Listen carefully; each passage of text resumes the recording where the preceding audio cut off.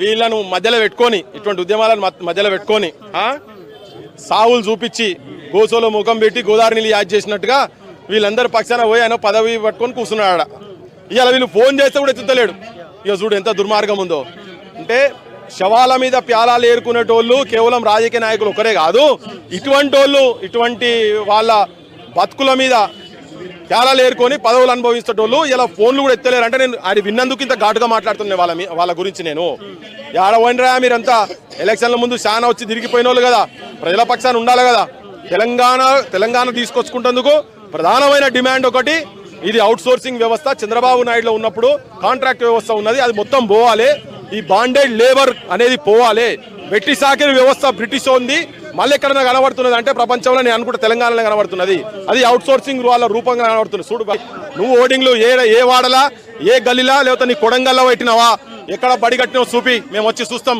నువ్వు పెద్ద పెద్ద బొమ్మలు పెట్టుకొని అడ్వర్టైజ్మెంట్ వేసుకుంటున్నావు కదా, చెయ్యని పనికి చేసినట్టుగా చూపించుకొని బిల్లులు లేపుతున్నారు కదా, నీ కుటుంబ సభ్యులు ఉన్నారనలా. ఆ ఓటింగ్ల కాంట్రాక్ట్ కూడా నీ కుటుంబ సభ్యులదే. మరి వాళ్లకు జీతాలు వెళ్తాయి.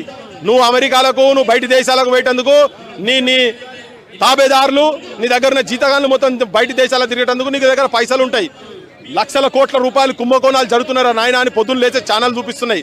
ఒక్క కుంభకోణం బయటికి తీస్తే వీళ్ళ జీతాలు పర్మనెంట్గా ఇవ్వచ్చు. వీళ్ళ జీతాలు ఇవన్నీ వాళ్ళు తింటున్నారు, మరిగినరు వీళ్ళంతా. అయితే మాకు పక్క పర్మనెంట్ మాకు దారి చూపకపోతే మాత్రం మేము పక్క రోడ్ల మీద మేము బైఠాయిస్తాము, రోడ్ రోకలు చేస్తాము, వంట వార్పులు చేస్తాము. ఇది మాత్రం మీ ఇందిరా పార్కు జర్నా చౌక్ తరపున మేము చెప్తా ఉన్నాం. ఏం చెప్తారన్నా చివరిగా? ఏం లేదు, ఇప్పుడు ప్రభుత్వము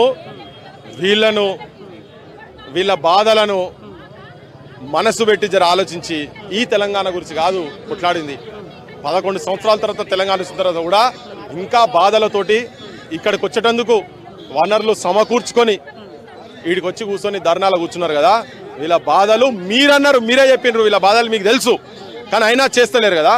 వెంటనే వీళ్ళను ఉద్యోగాలలో ఇచ్చి పర్మనెంట్ ఉద్యోగాలలో పెట్టాలి.